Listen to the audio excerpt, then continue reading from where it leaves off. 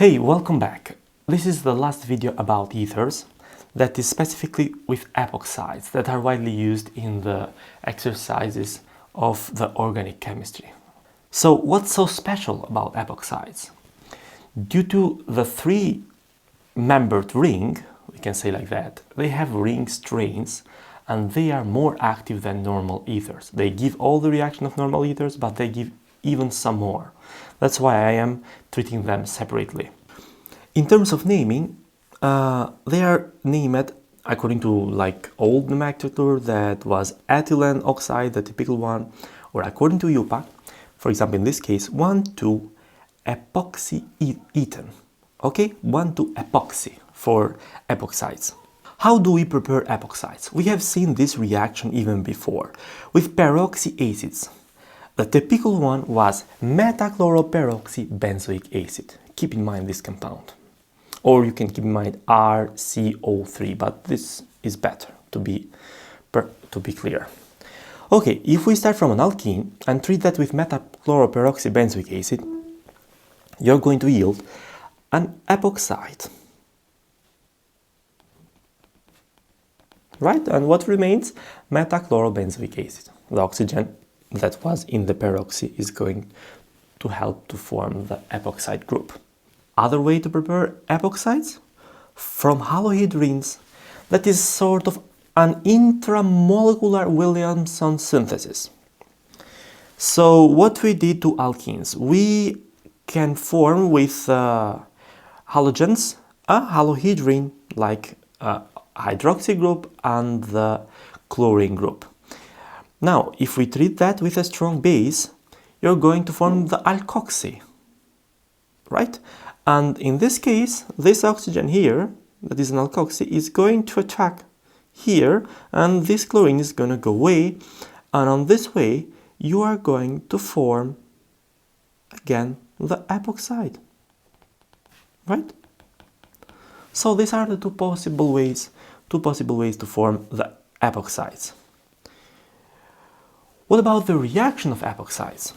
The first one, acid catalyzed to open the epoxide ring, or kind of hydrolysis. Due to the ring strain, that's why it's so special. This is the special thing that the epoxides have. So if we start from epoxide, in a diluted acid, you are going to yield a diol, trans-diol to be specific. Because we have learned with osmium, you can yield cis-diol and to the reaction of alkenes. Here, with epoxide in diluted acid, you are going to form a trans-diol. If you treat that with anhydrous in ether solvent, for example chlorhydric acid, you are going to form halodydrins, trans-halodydrins, right? Here is something, because the mechanism of the reaction, I mean, for organic chemistry, this is not an advanced organic chemistry course to go specifically in every possible mechanism. But to have to know what kind of mechanism is involved is important to know. In this case, if we treat that with anhydrous, okay, not aqueous, not with HCl in aqueous solution. In anhydrous in ether, what is going to happen? If you have primary and secondary carbons that form the epoxides, the reaction is according to SN2 mechanism. So what this means? This means that the halogen is going to be substituted to the less substituted carbon. So in this case, the product was going to be this one. So chlorine and the OH.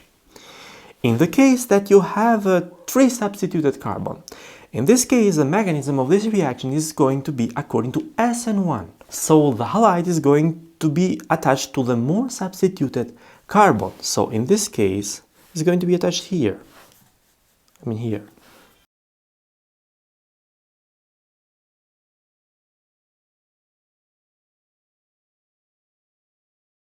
OH. Okay, so this was the two products. Keep in mind those two things. Base catalyzed ring opening of epoxides. This is simple even as a mechanism to remember. It's a pure SN2 mechanism. So the hydroxide is going to attack to the less substituted carbon, and this ring is going to go here And what we are going to have the formation of an alkoxide.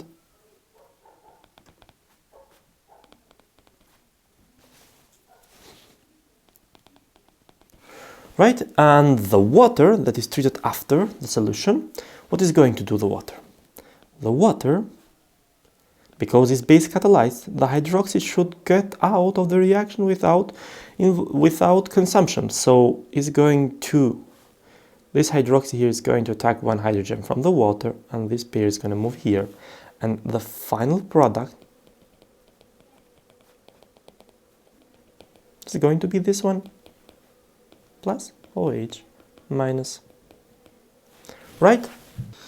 Okay, this kind of mechanism, in basic, it is possible to be used even with Grignard reagent, because as you may know, Grignard reagent as a mechanism, this is an R minus as a nucleophile. And what is going to be the product here? For example, in this case, you're going to have the formation of an alcohol.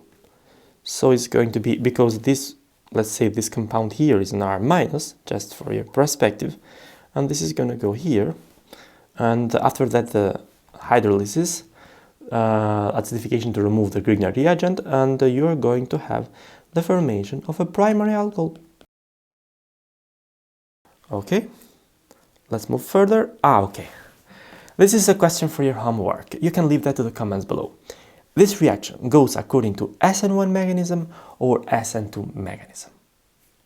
If you find it, leave it in the comments down below.